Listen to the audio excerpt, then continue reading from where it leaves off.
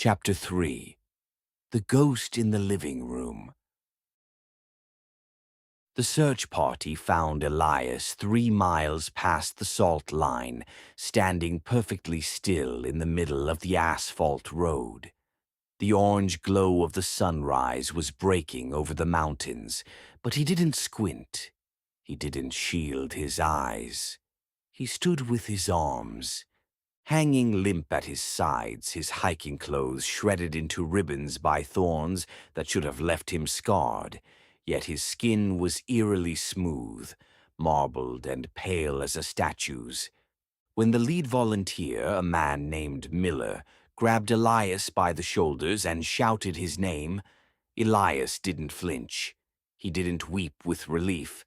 He slowly turned his head, his neck moving with a faint, dry, clicking sound, and looked at Miller.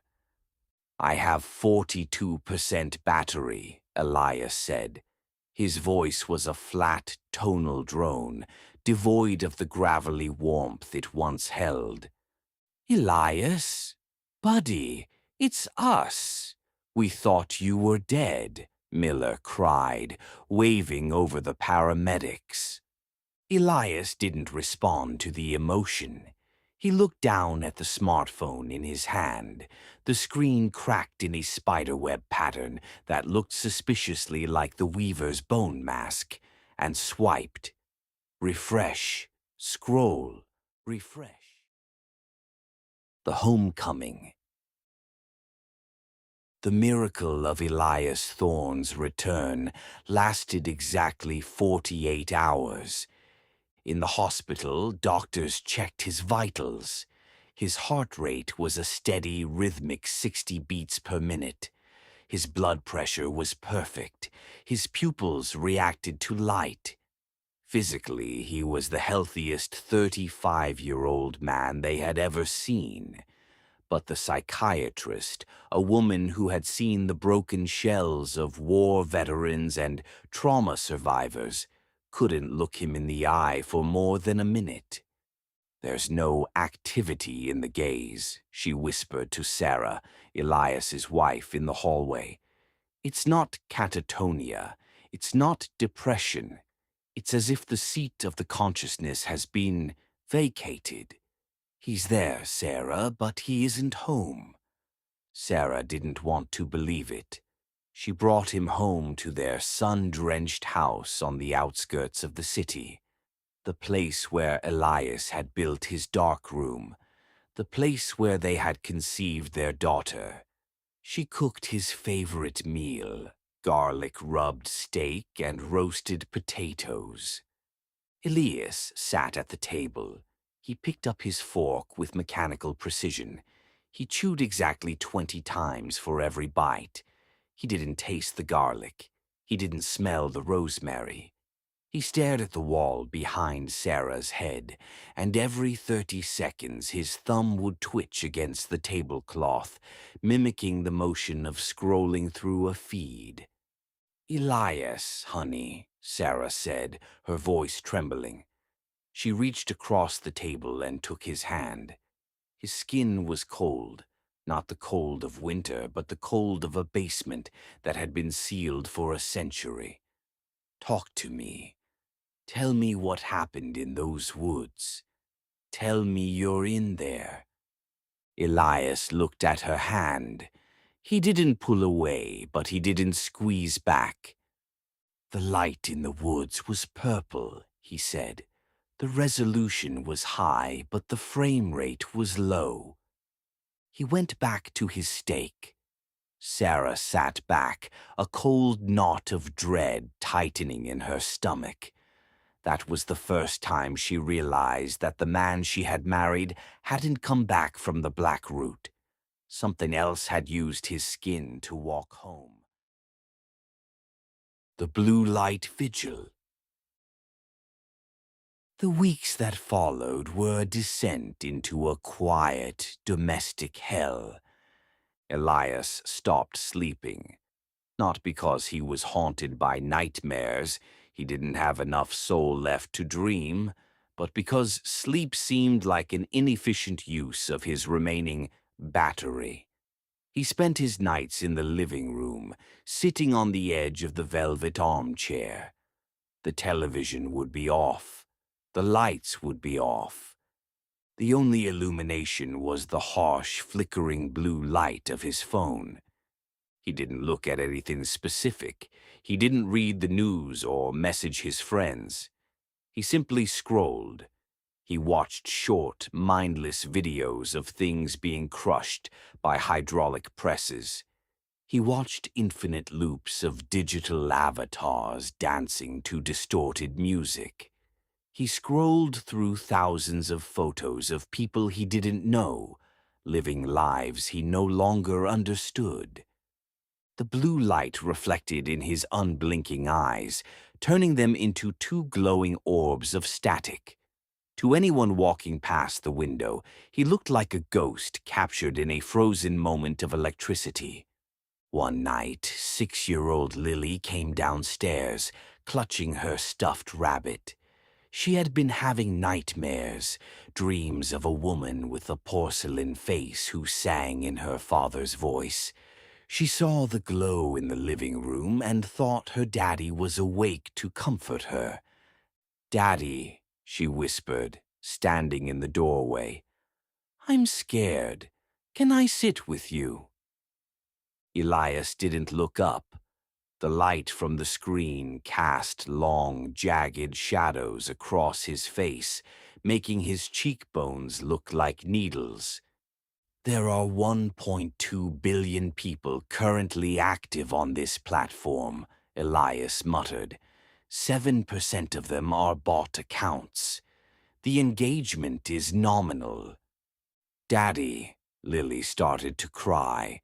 She walked over and tugged on his sleeve. Elias finally looked at her.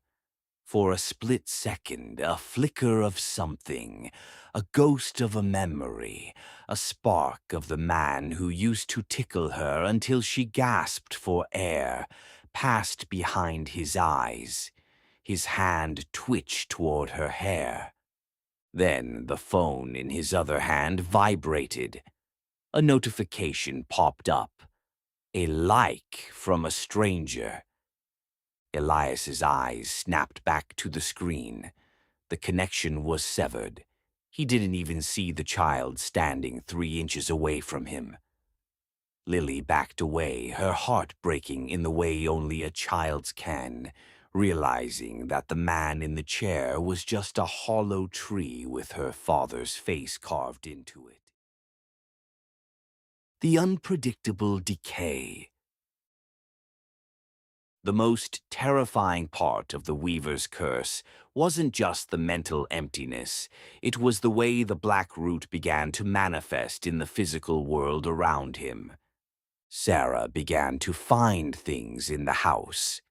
She found a cluster of black, leathery fungi growing out of the corner of the bathroom mirror where Elias brushed his teeth. She tried to scrub it away, but the spores bled a thick, translucent amber that smelled of cedar and death. She found his old camera lenses, the ones he used to treat like sacred relics, buried in the backyard. When she dug them up, she found that the glass had been replaced. They weren't lenses anymore. They were packed with thousands of tiny rusted keys. And then there were the drawings. Elias had always been a photographer, never an illustrator. But Sarah began to find pads of paper covered in intricate, obsessive ink drawings. They weren't landscapes. They were maps. Hundreds of pages of maps that led to the same central point.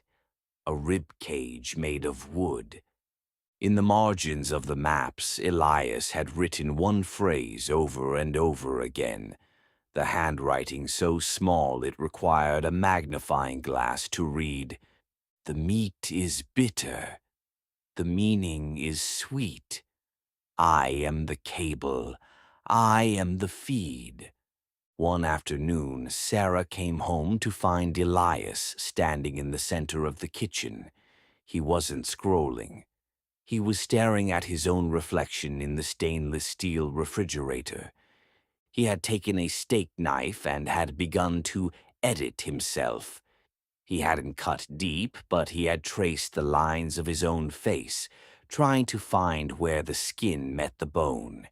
He didn't look pained. He looked curious, the way a person looks at a puzzling piece of software. "It won't close, Sarah," he said, not turning around. "The app won't close. I'm trying to find the home button, but the screen is just skin." Sarah fell to her knees, sobbing. "Please, Elias, please. I'll do anything. We'll go back to the woods. We'll find a way to get you back." Elias finally turned.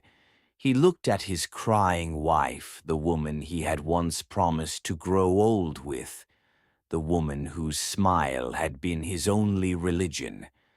"The data is corrupted," he said. "The file cannot be recovered."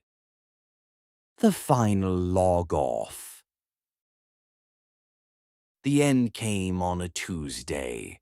It was a gray, rainy day that smelled of damp earth, the kind of day Elias used to love for the moody lighting it provided his photos.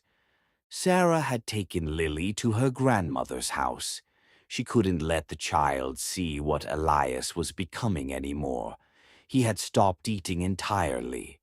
His skin had taken on a grayish, translucent hue, and his hair was starting to fall out in clumps that looked like woven pine needles. Elias sat in his dark room. He hadn't turned on the red light. He sat in the absolute pitch black, the only light coming from his phone. The battery was at 1%. He watched the little red icon blink. It was the most emotion he had felt since the salt line. A faint, distant echo of panic. If the phone died, what would be left? He was the phone. The phone was him. He looked at his thumb. It was worn smooth from months of scrolling. The fingerprint was gone.